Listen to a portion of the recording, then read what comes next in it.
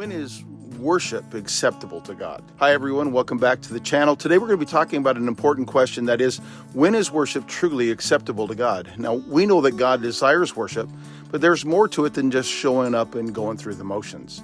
Worship is acceptable when it comes from a free conscience. Leviticus chapter 1 verse 2 says, If his offering be a burnt sacrifice of the herd, let him offer it of his own voluntary will at the door of the tabernacle of the congregation before the Lord. Worship that pleases God isn't about being forced or doing it out of obligation. It must come from a heart that chooses to honor God. Our attitude matters just as much as our action. And then worship is acceptable when it's in spirit and in truth. John 4 verse 24 tells us, God is a spirit, and they that worship him must worship him in spirit and in truth. Now, this means our worship must be genuine and aligned with God's word. It's not enough just to go through the motions. It has to be sincere and grounded in biblical truth. Worship that's spirit-led and truthful is what God accepts. Worship is acceptable when it's done according to God's will.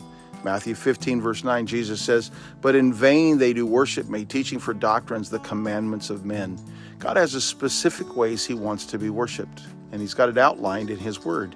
When we stray from his commands and make worship about our own preferences, it loses its meaning. Now, true worship is always in line with God's will, not man-made traditions.